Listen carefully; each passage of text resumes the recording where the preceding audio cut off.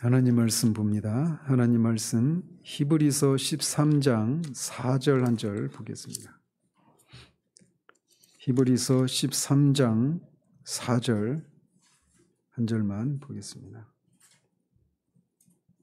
같이 읽겠습니다. 모든 사람은 결혼을 귀히 여기고 침소를 더럽히지 않게 하라. 음행하는 자들과 간음하는 자들을 하나님이 심판하시리라. 아멘. 지난번에는 하나님과 이웃을 사랑하라 라고 하는 이것이 가장 큰 계명인데, 이 큰 계명을 예수님의 제자들이 하나님의 뜻에 맞춰서 변화를 일구는 삶을 지금까지 살아왔는데, 그 변화를 일구는 이 네 가지 삶의 영역들이 있다라고 말씀을 드렸어요. 그 중에서 지난주에는 노예 해방 및 인종화해라고 하는 영역에서 그리스도인들이 어떤 업적들을 이루었는지 이런 것들을 살피고, 오늘을 살아가는 우리들이 이 영역에서 어떤 일들을 할 수 있는지 이런 것들을 살펴보았습니다. 오늘은 여성, 아내, 결혼의 존엄성 및 존중이라고 하는 영역에서 그리스도의 제자들이 일군 일들, 그리고 오늘을 사는 우리 그리스도인들에게 우리가 어떤 자리에서 이 영역과 관련된 일들을 할 수 있는지 이런 것들을 살펴보도록 합니다. 예수님 당시에, 지난주에는 예수님이 오셨을 때 그리스의 70% 이상이, 로마는 50% 이상이 노예였다 이렇게 말씀드리지 않았습니까? 그런 것처럼 예수님 당시에 이 그리스 로마 사회는 오늘날의 이 성차별 사회와 다를 바가 없는 그런 사회였습니다. 여성들의 인권이라고 하는 것이 그냥 완전히 그 오늘날의 용어로 말하면 성차별적인 이런 사회였다라는 것이죠. 그래서 어느 정도였느냐? 예수님 당시에 그리스 로마 사회에서의 여성은 사회적으로 노예와 같은 신분이었다라고 말을 합니다. 그래서 그리스의 그 철학자인 아리스토텔레스는 침묵이 여성에게 우아함을 더한다라고 말을 했습니다. 그러니까 여성은 어떤 공개적인 자리에서 아무런 말도 해서는 안 되는 그런 존재로 여겨졌던 거예요. 그러니까 그 시대의 여성관이 그랬다라는 겁니다. 그래서 아테네 법에 따르면 여성은 나이를 불문하고 어린아이였을 때뿐만 아니라 어른이 되었어도 언제나 아이로 간주가 되었다고 합니다. 따라서 평생 남성의 법적 재산이었습니다. 여자가 말이죠. 그래서 어렸을 때는 부모에게, 또 결혼해서는 남편에게, 남편이 죽고 나면 아들에게 이 아들의 그런 법적인 재산이었습니다. 여자가. 그러니까 오늘날로서는 도무지 생각할 수 없는 그런 상황이었죠. 그리고 그리스에서는 남성이 동반할 때만 여성의 외출이 허용이 되었습니다. 이런 모습은 오늘날 이 이슬람권에서도 지금 자행되고 있는 모습이죠. 그리고 그때 여성과 동반했던 남성은 대개 노예였다고 합니다. 그러니까 여성의 지위가 어느 정도였는가를 알 수가 있는 거죠. 여자아이는 학교에 가지 못했고 여성은 공개적인 자리에서는 발언을 할 수 없었다라고 말을 합니다. 이에 비해서 로마 여성은 그리스 여성보다는 자유로웠지만 남성에 비하면 권리나 특권이 거의 없었다라고 말할 수 있었습니다. 그래서 로마의 부권법이라고 하는 것이 있었다고 하는데, 이 부권법이 뭐냐? 남편 부자예요. 남편의 권리를 주장하는 법. 그래서 아내에 대한 남편의 권력에 관한 법, 이게 부권법인데, 이 로마의 부권법은 아내의 삶에 대한 남편의 소유권과 절대적인 통제권을 확립을 시켰다고 합니다. 그래서 여성을 어느 정도 존중하지 않았느냐면 여성 수감자들을 남성 수감자들과 같은 감옥에 수감시켰다고 합니다.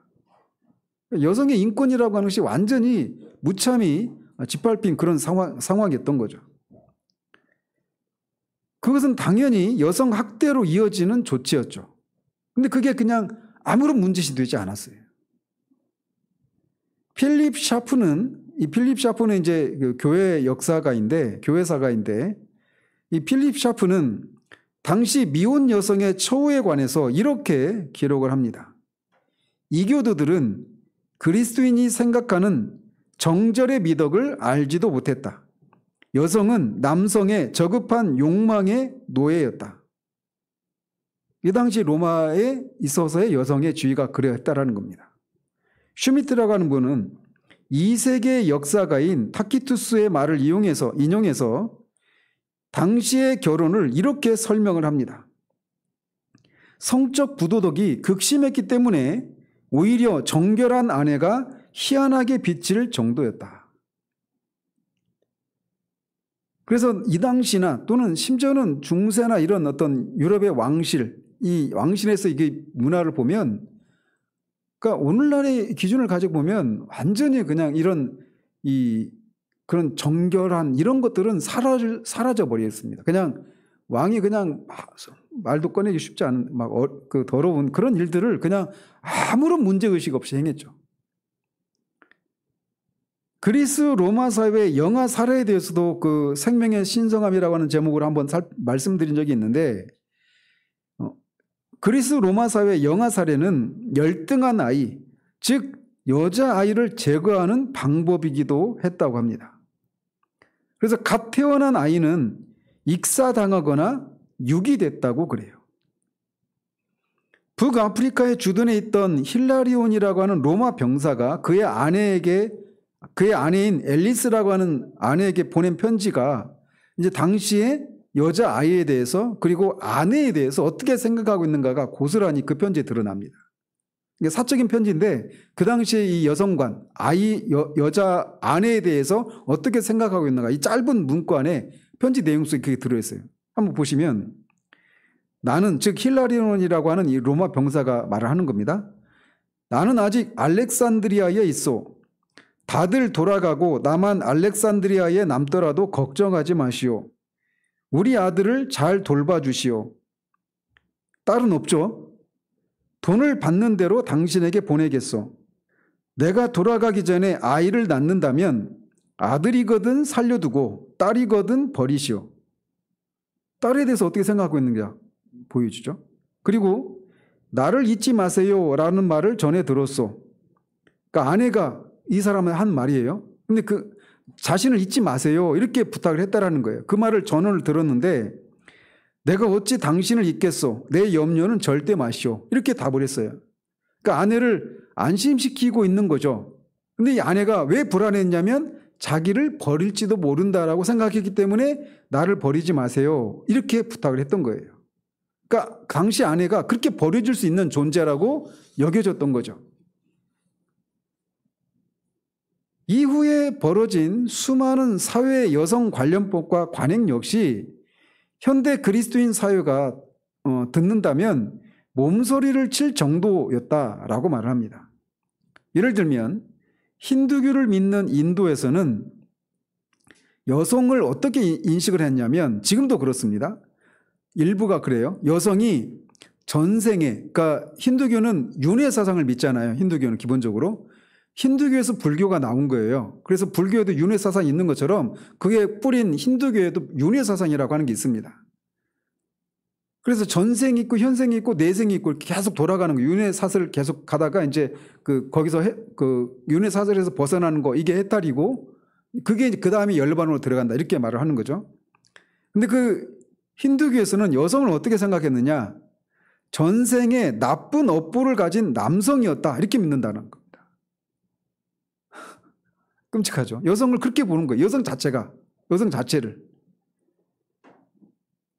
그리고 조혼이나 일찍 결혼하는 것이나 과부를 산채로 화장시키는 그 제도가 뭐라고 하죠? 순장이라고 하죠. 우리나라도 부여라고 하는 이 고조선 다음에 부여에서도 순장 제도가 있었죠. 그래서 이 조혼이나 과부를 산채로 화장시키는 순장 관습도 힌두교의 여성 인식에서 파생된 문화적인 관습이었습니다. 인도에서 순장을 법으로 금지하고 순장 관습도 많이 사라졌지만 여전히 여성에 대해서 무시하는, 여성의 가치를 존중하지 않는 이런 문제는 다양한 방면에서 잔존하고 있다라는 겁니다. 그래서 만족스럽지 못한 아내라고 하는 이유로 혹은 남편 가족들이 지참금을 다시 받고 싶어서 아내를 불에 태워 죽이는 일이 여전히 발생하고 있다고 합니다. 지참금 지급은 불법이지만 여전히 횡행하고 있는 일이라고 해요. 마찬가지로 아내 살해 역시 불법적인 일이지만 이 슬픈 현실이 이 저자가 이 책을 쓸 당시까지도 현재 진행형이다라는 겁니다. 악한 문화적인 신념과 인도의 사법 시스템의 부패를 여실히 보여주는 단면이 이런 것 속에서 나타난다는 거예요. 인도를 비롯해서 여러 국가에 만연해 있는 조혼도 좀처럼 변하지 않는 관습 중에 하나입니다. 예를 들어 에티오피아에서는 여성의 57%가 18세 전에 결혼을 한다고 합니다. 그러니까 고등학교 졸업하고 다 결혼하는 거예요. 결혼한 사람의 57%가 그렇게 결혼한다고 합니다. 그리고 9세밖에 되지 않은 소녀가 자신의 의지와는 상관없이 결혼을 하는 경우도 흔하다고 합니다. 조혼은 여아의 교육권을 무시할 뿐만 아니라 가정폭력, 에이즈, 출산 시 사망이나 장애의 위험에 여아를 고스란히 노출시키는 일인데 이런 일이 지금도 자행되고 있다고 그래요. 안타깝게도 낙태와 영아 살해로 희생당하는 여자아이가 수백만에 달한다고 합니다. 일부 연구자들은 성별 감별과 선택적인 낙태로 지난 20년 동안 아예 세상의 빛을 보지조차 못했던 여자아이가 인도에서만 지난 20년 동안 1천만 명에 달한다고 추산을 해요. 여자아이. 성별을 검사해서 여자아이는 낙태를 시킨다는 거죠. 성별에 근거한 낙태를 금지하는 법이 통과된 지 10년이 넘었지만 여자아이 낙태를 부추기는 문화적인 인식은 바뀌지 않았다라는 것이 이 작가의 현재 진단이에요. 또 전 세계적으로 남성이 우월하다라고 하는 잘못된 신념 때문에 크나큰 불의가 생겨났고 하나님의 형상을 따라서 동등하게 지음받은 남성과 여성을 향한 하나님의 계획이 어그러지는 사태가 벌어지고 있다라는 거죠. 그래서 중국과 일본, 한국은 남녀 간의 위계 질서를 강조하는 유교 문화의 영향이 강합니다. 우리도 유교 문화권에 안에 있잖아요. 그래서 열등한 아내를 지배하는 우월한 남편으로 부부관계가 규정되기 때문에 남아 선호 사상이 고착화되어 있습니다. 그러니까 저가 어렸을 때보다는 지금은 그래도 많이 나아졌는데 이런 생각이 우리에게도 먼 얘기가 아니었죠. 이슬람교는 코란이라고 하죠. 그 코란에서 여성과 관련된 이런 구절이 있다고 합니다. 남성은 여성의 보호자라. 순종치 아니하고 품행이 단정치 못하다고 생각되는 여성에게는 먼저 충고를 하고 그 다음으로는 잠자리를 같이 하지 말 것이며 셋째로는 가볍게 때려줄 것이라. 그러나 다시 순종할 경우는 그들에게 해로운 어떠한 수단도 강구하지 말라고 가르치고 있다고 합니다.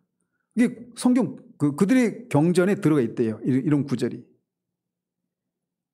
어떻게 읽는지는 모르겠는데 수라 4장 38절에 있다고 합니다. 이게. 그리고 중남미에서는 남성성의 이상을 표현하는 마치스모라고 하는 단어가 있습니다. 스페인어로 이게 남자다움이라고 하는 뜻이래요. 마치스모라고 하는 단어가. 마초라고 하는 단어가 여기서 나온 모양이에요. 근데 마치스모라고 하는 단어가 남성다움, 남자다움 이런 의미인데 그 말 속에는 남성의 우월성도 포함되어 있답니다. 이 단어 안에. 그리고 애니미즘이 강한 아프리카에서는 여성을 남성의 재산으로 간주한답니다. 그래서 한 르완다의 그 인종 청소 내전이 벌어졌던 그 나라 있잖아요. 그 르완다 사람이 이 저자에게 이런 말을 했다고 그래요. 진짜 남자는 자고로 아내를 팬다. 이런 말을 했답니다. 아내를 패는 남자야 진짜 남자지, 이런 얘기를 했다라는 거예요. 이 정도까지는 아니라 해도 많은 애니미즘적 문화권 속에서 남편은 여전히 폭압적인 가장이고 아내는 복종을 강요당합니다. 그래서 어떤 문화권에서는 남편에게 인사를 할 때 무릎을 꿇어야 합니다. 어디서 본 장면 있지 않아요? 제가 본 일본의 그런 그 문화를 보면 지금도 그런 사람들이 있죠. 그래서 남편 올 때 막 무릎을 꿇고 그 맞아들이고 그러잖아요. 남녀가 섞인 상황에서 여성은 남성과 대화를 해서는 안 된다고 규정하기도 한다라는 거죠. 그래서 이런 문화권에서도 많은 경우 남성이 아내를 잘 보호하고 가족을 부양하기 위해서 농업이나 목축업에서 근면하게 일하는 사람들이 없는 건 아니에요. 그럼에도 불구하고 그렇지만 비성경적인 남성 우월주의 때문에 모두 처참한 결과를 맞닥뜨리게 된다는 사실을 부인할 수는 없다라는 겁니다. 그래서 사실 이게 성적인 풍습을 들여다보면 그 문화권에서 아내를 어떻게 생각하는지를 이렇게 고스란히 볼 수 있는데, 아프리카 일부 지역에서는 여성과 여아는 성관계를 거부할 권리가 없다는 문화적 사고방식이 일상적이라고 합니다. 그리고 성폭행을 당해도 가해자가 전혀 처벌을 받지 않는 일까지 발생을 한다고 합니다. 그 결과 이런 사고방식이 에이즈와의 싸움을 더더욱 힘들게 만드는 현실을 조장한다고 그래요. 이런 것과 관련해서 우리나라도 보면 성추행이나 성폭행과 관련해서 그 양형이 제가 볼 때는 너무 약해요. 제가 볼 때. 진짜 아마 몇 배는 더 강화시켜야 되는 그런 현실이 있는데 그렇지 못한 것이 우리나라의 현실이기도 합니다. 제가 볼 때는 말이죠. 일부 문화권에서는 아내를 물려받는 전통과 여성의 재산권을 인정하지 않는 현실이 맞물려서 에이즈가 더욱 창궐하고 있다고 합니다. 그래서 남편이 사망한 후에 남편의 가족들에게 이 과부가 남겨진 미망인이 상속되기를 거부하는 경우 이 미망인은 남편의 친지들에 의해서 집에서 쫓겨난다고 합니다. 그리고 아이들을 먹이고 살 곳도 또 살 곳도 마련하기 위해서는 친척이나 가족 이외에 다른 사람과 위험한 성관계를 맺는 수밖에 없는 현실이 있다라는 거예요. 그러니까 이런 영역에서 이제 우리가 할 수 있는 일들이 있다라는 거죠. 계속 말씀드리고 싶은 건 이런 것에 비해서 서구 사회는 이런 애니미즘적인 이런 그 세계 속에 있는 여성들이 처한 상황과는 겉으로 보면 판이합니다. 그럼에도 불구하고 나름의 문제를 안고 있다라는 거예요. 어떤 문제들이 있느냐? 이 서구 사회의 대중문화가 여전히 여성과 소녀들을 성적 대상으로 보는 시각을 부추기고 있다는 거죠. 그리고 일부 여성들이 가정폭력에 시달리고 있습니다. 그래도 서구 사회 여성들이 대부분 저개발국가 여성들보다는 하나님이 주신 그런 잠재력과 꿈을 실현할 기회를 훨씬 더 많이 누리고 있는 것은 사실입니다. 상대적으로 말이죠. 그래서 허울만 좋은 법이 아닌 실제로 적용되는 법의 보호를 받고 있습니다.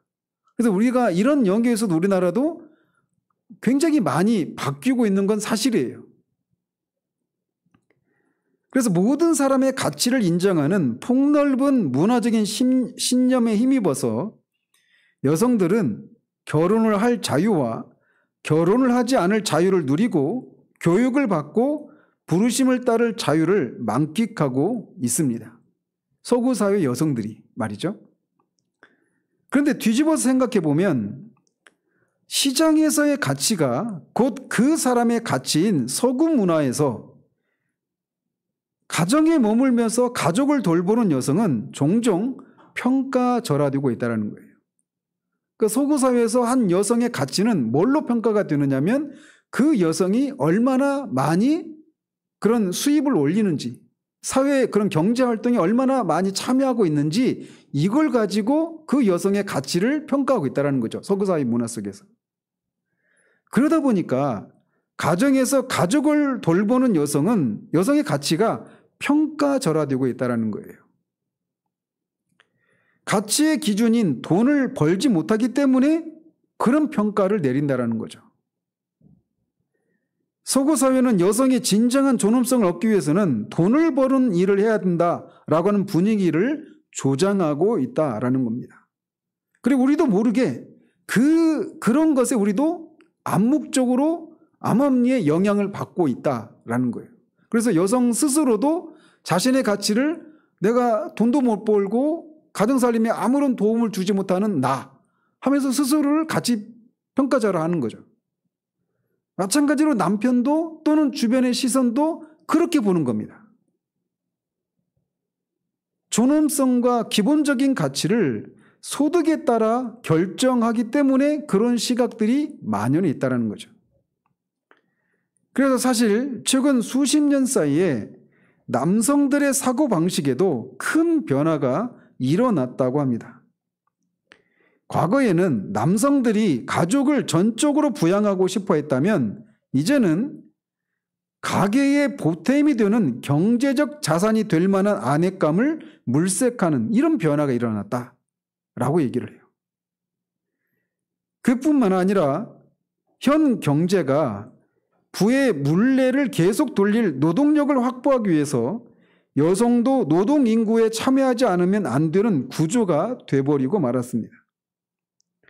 그래서 우리가 원하는 그런 라이프 스타일을 유지하기 위해서는 부부가 모두 일을 해야만 하는 그런 구조가 되고 말았어요.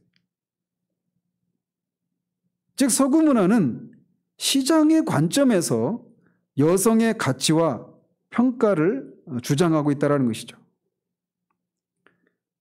그런 면에서 그런 반면 하나님의 형상을 담은 자로서의 여성의 본질적인 가치와 자녀 양육자로서의 여성의 일에는 거의 가치를 부여하지 않고 있다라는 거죠. 그래서 물질적인 부와 가치관을 추구하다 보면 가장 중요한 부부관계와 자녀는 희생이 되고 만다라는 겁니다. 이혼이 증가하고 있고 애당초 결혼의 필요성 자체를 부인하는 그런 라이프 스타일이 전염병처럼 번지고 있습니다. 우리나라도 지금 심각한 상황이죠. 물론 이게 어떤 여성 간 결혼 간의 변화뿐만 아니라 이제 결혼하면서 이후에 자녀 양육을 하고 교육비나 또는 주거비나 이런 문제, 어떤 경제적인 문제와 관련해 가지고도 그런 삶의 기회, 결혼을 피하는 이런 일도 있지만 결혼 자체를 부인하는, 결혼의 필요성 자체를 부인하는 이런 문화가 지금 굉장히 많이 퍼져 있습니다. 동시에 엄마가 업무에 복귀하기 위해서 태어난 지 몇 달, 심한 경우는 몇 주밖에 안 된 아기를 어린이집에 맡깁니다. 가족과 일면식도 없는 저임금 보육교사가 아이를 키우는 경우가 빈번해지고 있어요. 따라서 이 시대의 그림이, 이런 여성과 결혼이라고 하는 이 시대의 그림이 성경에서 그리고 있는 그림과는 판이한 모습이 되고 말았습니다. 창세기에서 요한계시록까지 많은 말씀이 여성에게 존엄성을 불어넣고 있습니다. 창조 때부터 여성은 하나님의 형상을 따라 지음받아서 남성과 동등한 가치와 책임을 지닌 존재였습니다. 물론 역할에서는 달랐지만 말이죠. 그래서 창세기의 첫 혼인에서부터 요한계시록의 그리스도와 교회와의 혼인까지 성경은 결혼과 가정을 신성한 제도로 확립을 했습니다. 그래서 하나님이 이 세상에 세우신 두 가지 기관이 있죠. 가정과 국가죠. 그런데 이 가정 또 결혼이라고 하는 제도가 이제 오늘날의 이 모습이 성경에서 그리고 있는 그림과는 거리가 멀어져 있는 그런 모습을 보이겠다라는 거예요. 그리스도가 문화적인 규범에 도전한 방식과 여성을 대한 태도와 여성과는 당대에 가히 혁명적이었습니다. 현대 문화는 예수님과 바울 같은 남성들이 여성을 경시했다라고 비난을 합니다. 그런데 그것은 사실과 전혀 다릅니다. 창조 이후로 하나님은 여성에게 자유와 존엄성, 평등을 주셨습니다. 그리고 그것을 예수님은 공개적으로 가르치고 그것을 입증하셨어요.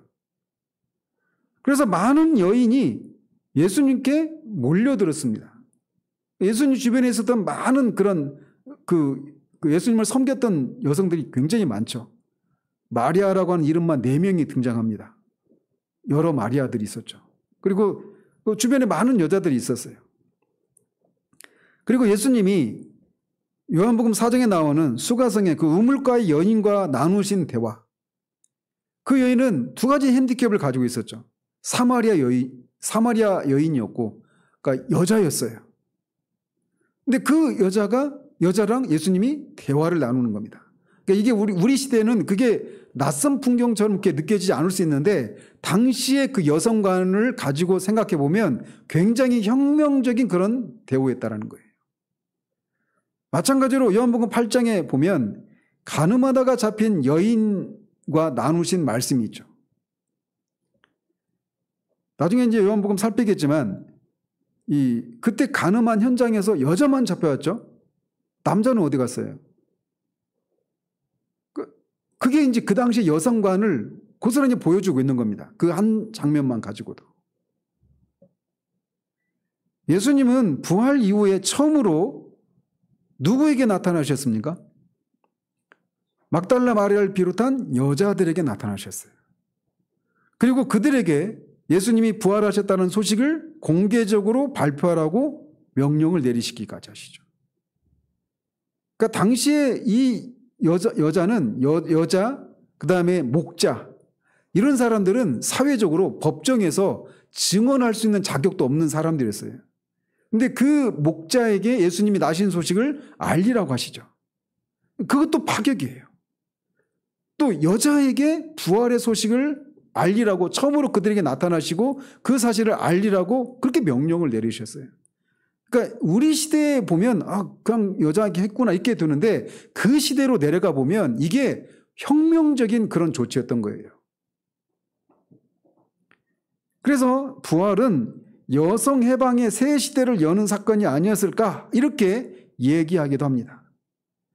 분명히 예수님은 유대 문화에 여성에 관련해서 해묵은 그런 잘못된 관행을 깨시는 일을 이런 모습을 통해서 공개적으로 하셨던 겁니다. 뿐만 아니라 예수님은 결혼 개혁가이시기도 했습니다.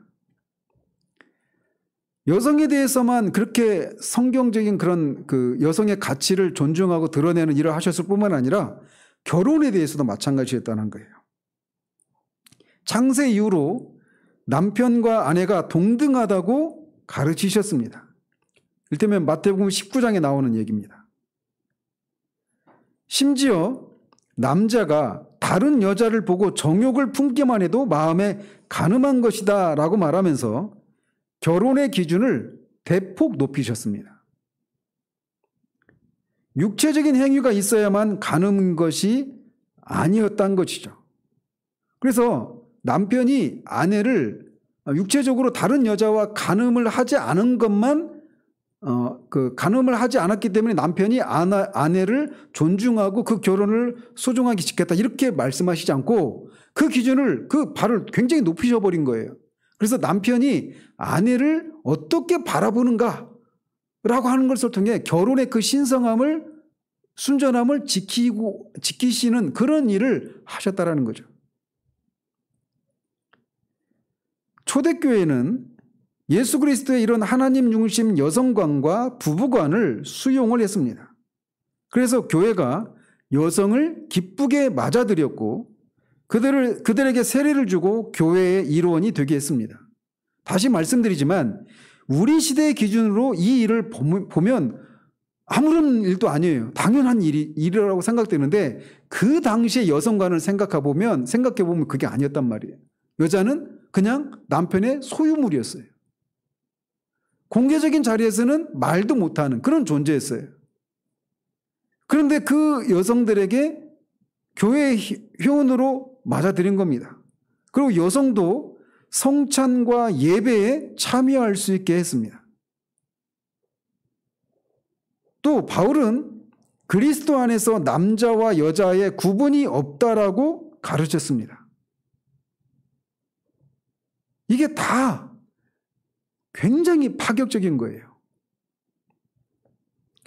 또 예수님처럼 바울의 사역팀 안에는 많은 여성이 적극적으로 참여했죠. 그래서 그때 우리 올 초에 오셔서 임직식 하실 때 그 본문, 그 갱그레아 교회 베베 집사, 여집사잖아요. 베베. 거기 보면 여자 이름이 굉장히 많이 나옵니다. 바울의 그 전도 사역을 도왔던 사람들. 초대교회는 이혼, 근친상간, 배우자에 대한 부정, 일부 다처제를 비난을 했습니다. 374년 발렌티아누스 1세는 가족원 전체에 대한 가장의 절대적 지배권을 보장하는 로마의 북권 조항, 이 아버지로서 남편으로서 갖는 그런 권리를 주장하는 그 조항을 도입한 지 1년 만에 철폐를 합니다. 그러니까 313년에 기독교를 콘스탄틴 대제가 이제 공인을 한 후의 일이죠. 그러니까 기독교적인 가치관에 따라서 로마의 북권 조항을 철폐를 해버렸어요. 기독교 여성과는 새로운 존중의 문화를 불러왔습니다. 특별히 결혼에 대해서 그랬습니다. 그래서 히브리서 저자는 오늘 본문에서처럼 결혼을 향한 하나님의 마음을 이렇게 전합니다. 모든 사람은 결혼을 귀히 여기고 침소를 더럽히지 않게 하라. 음행하는 자들과 간음하는 자들은 하나님이 심판하시리라. 그러니까 이 당시에 이 남편도 그렇고 여성도 그렇고 로마의 이 결혼 관계, 이 부부 관계라고 하는 게 문란하기 짝이 없었습니다. 우리나라도 그런 게 굉장히 심해져 버렸죠. 얼마 전도 아니 한 20여 년 전 벌써 그렇게 됐네요. 옛날에 그 연인인가? 무슨 드라마가 하나 불륜을 막 미화시킨 그런 드라마 있었거든요. 그리고 나서 이제 강남에서 애인이 없는 사람은 이제 그 유부녀들이 애인이 없는 이 아줌마는 이 시대에 뒤떨어진 그런 사람이 될 정도로 그렇게 사회에 아주 그런 부정적인 측면에서 파격을 가져온 그런 드라마가 있었어요. 우리나라도 지금 심각합니다. 이런 문제가.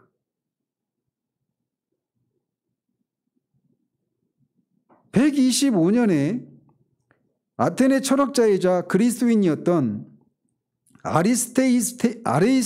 아리스테이테스라고 하는 사람이 있었는데 이 사람이 당시 황제인 하드리아누스에게 편지를 보냈다 합니다. 그러면서 당시 그리스도인들이 성과 결혼을 어떻게 대하고 행동하는지를 그 편지에 이렇게 기록을 했대요. 이들은, 즉 그리스도인들은 간음이나 부정을 저지르지 않습니다. 오 왕이시여, 아내들은 처녀처럼 순결하고 딸들은 조신합니다. 남자들은 다음 세상에서 받을 보상을 기대하며 부정한 성적 접촉과 불결을 금합니다. 그러니까 이런 편지를 보낸 것은 그리스도인들과 그리스도인이 아닌 사람의 이 여성관이나 결혼관이 어떠했는지를 보여주고 있는 거예요. 현대사회에서 너무나 당연하게 받아들이고 삶의 기준으로 삼고 있는 여러 문화적인 규범은 초대교회의 뿌리에서 뻗어나온 가지다라는 거죠. 그래서 영국의 역사가인 에드워드 기본, 이 에드워드 기본이 어떤 분인지 혹시 대표적인 책이 뭔지 아십니까? 로마의 흥망사, 그 8권인가로 된 그 책이 있거든요. 그걸 로마의 관한 로마의 역사를 기록한 사람이에요. 근데 그 역사가가 로마 사회가 수백 년 동안 여성과 결혼을 경시했지만 그리스도인들이 결혼의 존엄성을 회복시켰다라고 일깨워주고 있습니다. 콘스탄티누스 황제의 아들인 콘스탄티우스 2세는 여성을 보호하기 위해서 남녀 수감자를 분리 수감하도록 명했답니다. 그러니까 그때까지도 남녀 수감자를 그냥 한 감옥에 수감을 했던 거예요. 그러니까 지금으로서는 정말 끔찍한 일이죠. 그런데 이런 것들을 그리스도인들이 이제 하나하나씩 여성과 결혼과 관련된 이런 어떤 하나 성경에서 보장하고 있는, 성경에서 주장하고 있는 그런 여성의 가치관들, 결혼의 그 신성함들을 회복하는 일들을 이렇게 시도를 해왔다라는 거예요. 예수님 당시에는 일부 다처제가 성행을 했지만 예수님은 일부 일처제를 가르치셨습니다. 그래서 기독교가 퍼져나가는 곳마다 일부 다처제의 관습이 사라지기 시작했습니다. 우리나라도 언제부터, 우리나라도 일부 일처제입니까? 일부 다처제입니까? 일부 일처제죠. 그런데 조선시대를 보면 일부 실천적 시민은 다처제였죠. 어떤 형태로요? 천문화가 있었단 말이에요. 천문화가. 그래서 평양 대붕 때 일어난 일들을 보면 사람들이 막 회개를 합니다. 진짜 회심을 하고 막 그런 일이 일어나면서 가정에서부터 교회 안에서부터 사회로 이제 그런 개혁이 일어나는 거예요. 그 중에 하나가 뭐냐면 첩을 청산하는 겁니다. 첩을 뒀던 사람들이 다시 본부인으로 돌아가는 거예요. 그럼 남겨진 첩은 어떻게 됩니까? 첩의 경우들에 많은 사람들이 교회에, 여러분 혹시 전도부인이라고 하는 용어 혹시 아십니까? 그 당시에는 전도부인이라고 하는 분들 중에 다는 아닌데 많은 분들이 첩이었던 분들이 이제 그 관계를 청산하고 복음을 전하는, 전도하는 일에 전념하는 그런 분들이 되었다고 그래요. 그 기록들을 보면. 그러니까 빛이 들어가기 전까지는 이게 어둠인지를 모르는 거예요. 그러니까 그렇게 했다가 복음이 들어가고 나니까 일부 다처제의 사회 속에서 일부 일처제의 그 사회로 변화되는 일들이 일어나는 겁니다. 근대에 와서는 윌리엄 캐리, 인도의 선교사였던 윌리엄 캐리를 비롯한 그리스도의 제자들이 부르심을 따라서 인도의 과부 순장 관습과 좋은 종식을 위해서 싸웠다고 합니다. 중국의 그리스도인들은 여자들이 오래도록 내려왔던 여자들을 고통스럽게 했던 게 있었죠. 중국의 여자. 전족이라고 하는 게 있죠. 전족. 그러니까 전족에서 여성을 해방시키는 일에 중국의 그리스도인들이 힘을 썼습니다. 아프리카에서는 요즘도 종종 그런 게 나오죠. 어떤 부족에서는 여성의 성기를 절제하는 할례 있잖아요. 할례. 이런 관습에 맞서고 아시아 일부 지역과 세계 곳곳에서 여성의 성매매를 근절하기 위해서 힘쓰는 사람들도 그리스도인들이 대부분이었습니다. 에이미 카마이클이라고 하는 아일랜드 출신의 인도 선교사가 있습니다. 에이미 카마이클. 그런데 이 여성이 소녀와 여성을 해방시키라는 그리스도의 부르심을 확실히 보여주는 삶을 살았습니다. 아일랜드 선교사인 카마이클은 인도를 여행하던 중에 5살밖에 안 된 소녀들이 신전의 매춘부로 팔려가는 충격적인 사실을 발견하게 됩니다. 그래서 카마이클은 이 악습에 맞서서 일어났습니다. 그런데 이것은 그 당시 영국과, 그러니까 인도가 영국의 식민지였잖아요. 그러니까 식민지 인도에 이제 아일랜드 출신인 이 여인이 이제 선교사로 간 거예요. 선교사로 가서 보니까 이런 악습이 벌어지고 있는 것을 본 겁니다. 5살밖에 안 된 아이가 신전의 매춘부로 팔려가는 모습을 본 거예요. 그래서 그것과 맞서서 싸우다 보니까 영국 정부, 인도 정부, 심지어는 동료 선교사들 중에 일부와 맞서야 하는 그런 일이었던 거예요, 이게. 그런데 카마이클은 어린 소녀들의 존엄성과 명예를 위해서 고군분투하는 삶을 삽니다. 그래서 이런 성적 학대와 착취에서 소녀들을 건져내고 그 소녀들을 위해서 도나버 펠로우십이라고 하는 그런 보호시설과 학교를 세워서 그 아이들을, 그 여성들을 돌보는 일을, 섬기는 일을 합니다. 카마이클은 이 부르심에 자신의 전생을 쏟아붓습니다.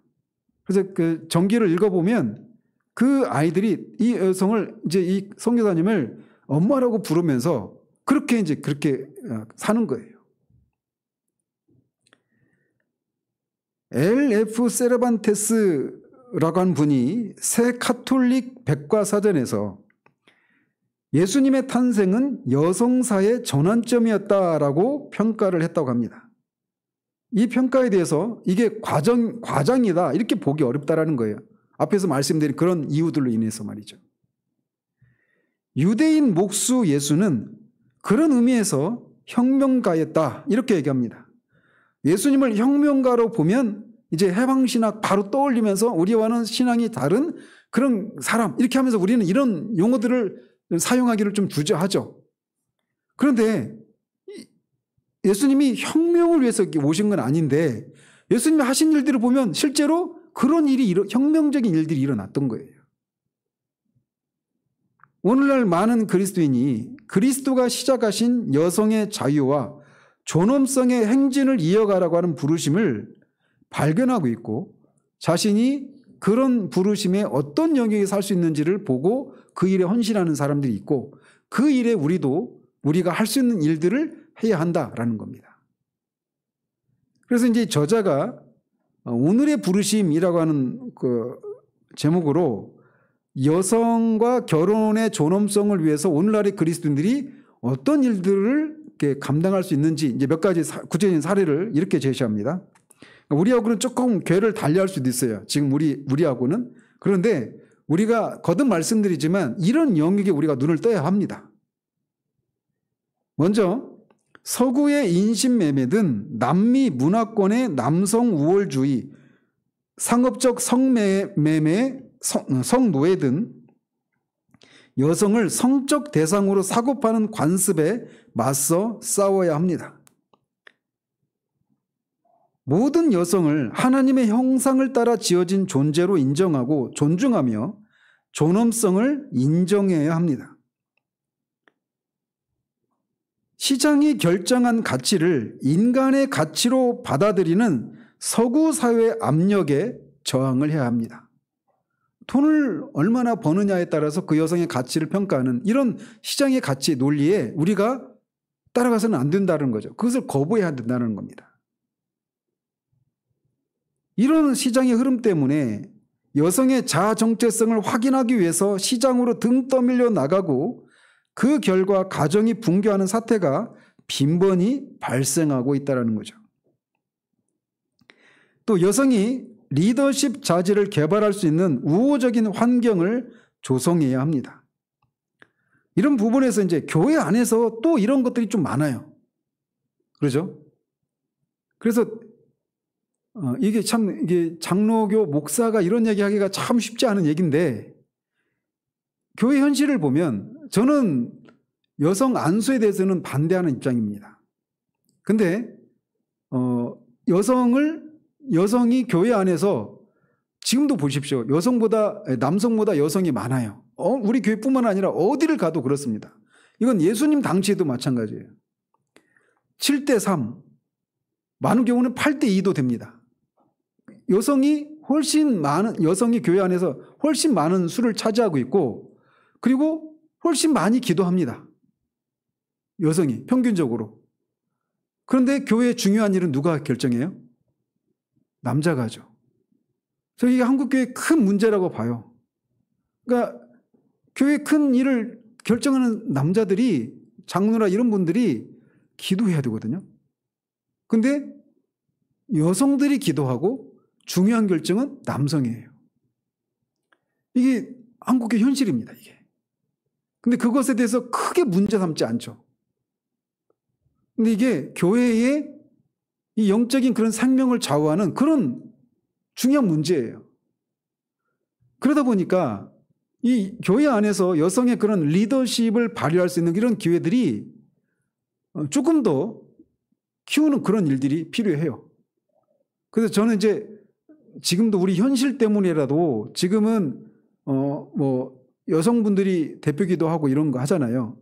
저는 나중에라도 대부분 어떻게 합니까? 교회에서 대부분 장로님들이 하잖아요. 장로님 다 남자분들이고. 근데 저는 앞으로도 교무가 장로님을 세울 수 있는 날이 오겠죠? 우리 교회도 언젠가. 그런 날이 와도 저는 계속 이 시스템을 유지하려고 합니다. 대표교회를 하는 거나 찬양 인도하는 것도 마찬가지고 이런 여성이 뒤로 물러가 있으면 안 돼요.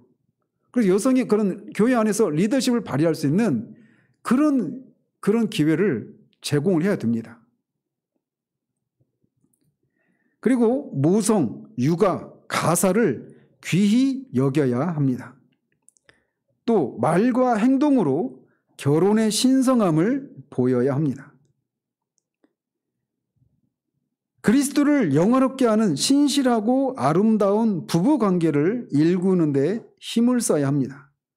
이런 것은 그러니까 멀리 있는 얘기가 아니죠. 결혼의 존엄성을 우리가 위해서 세계 각지에서 그렇게 결혼의 그 존엄성이 회파되고 있는 이런 현실들을 우리가 어떻게 막 노력을 개선을 해야 되고 성경적인 가치관을 실현하는 일들을 해야 된다. 이게 막 거대 담론처럼 느껴지는데 그게 아니라 지금 우리의 가정에서 이런 그리스도를 영화롭게 하는 신실하고 아름다운 부부관계를 일구는 것, 이것도 결혼의 존엄성을 존중하고 높이는 그런 우리의 책무라고 할 수가 있단 말이죠. 또 청소년 순결 프로그램을 개설하거나 기존 프로그램에 참여하는 일들도 필요합니다. 어쩌면 이게 굉장히 좀 얼굴색을 붉히는 그런 일이기도 하지만 이게 서구 사회에서는 굉장히 교회 안에서 제가 예배 때 이런 얘기를 해서 정말 죄송하지만 현실을 알라고 말씀을 드리는 겁니다. 제가 이제 직접 들은 얘기예요. 그 스위스에 있는 어떤 이제 교회인데, 한인교회인데, 아이들이 청소년 프로그램을 이제 참여를 한 거예요. 수련회, 청소년 수련회. 그런데 그 부모를 교회 지도자인가? 이 사람이 책망을 하는 겁니다. 왜 그랬냐면, 그 여자애가, 딸이 그 수련회에 참석을 했는데, 콘돔을 안 가져가는 거예요. 그것 때문에 콘돔을 안 가져간 것 때문에 책망을 하더라는 거예요. 교회 수련회를 갔는데. 그러니까 이게 문제가 얼마나 심각한 문제인지 아시겠죠? 그러니까 이게 완전히 이런 것들이 무너져 버렸단 말이에요. 그리고 여성 할례 관례에 맞서는 일들도 해야 한다는 거죠. 우리와는 좀 거리가 먼 얘기인데 아무튼 이런 일이 있다는 거죠. 아무튼 어떤 사람은 이런 일로 이렇게 부르심을 받을 수 있으니까. 그리고 경제적인 이유로 매춘의 늪에 빠진 이들을 섬기고 돕는 일도 해야 합니다. 가정폭력 피해자들을 돕고 함께 일하는 일들도 해야 되고, 마지막으로 여아가 남아보다 교육받을 기회가 적은 지역에서 여자아이들의 교육을 위해서 일하는 일도 오늘날의 그리스도인들이 할 수 있는 일들 중에 하나다. 이렇게 구체적인 사례들을 제시하고 있습니다.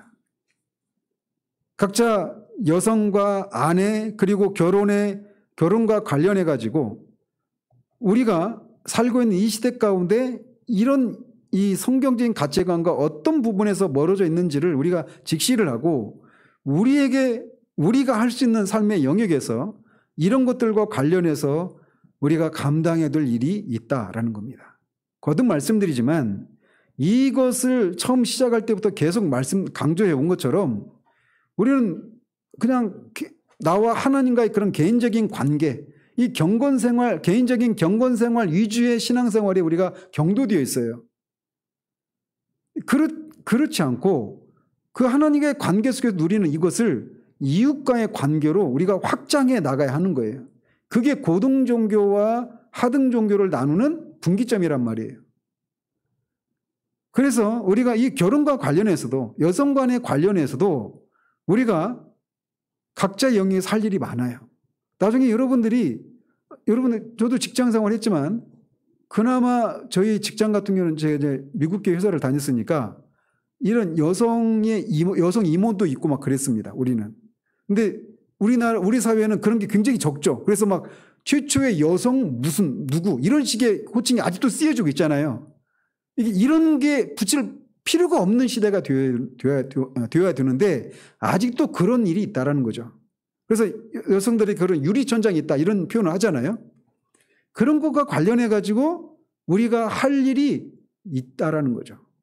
그래서 이런 시각을 우리가 이렇게 갖게 되는 것은 이게 좀 세련되고 수준이 높은 사람들, 앞서 있는 사람들, 깨어있는 사람들에게 요구되는 것이어서가 아니라 성경이 여성에 대해서 남성과 똑같이 역할은 다르지만 하나님의 형상으로 지음받은 존귀한 존재라고 하는 것을 말해주고 있기 때문에 마땅히 여성으로서 하나님의 형상을 지닌 그 여성으로서의 존귀함을, 존엄성을 존중하는 일들을 해야 되는 거예요.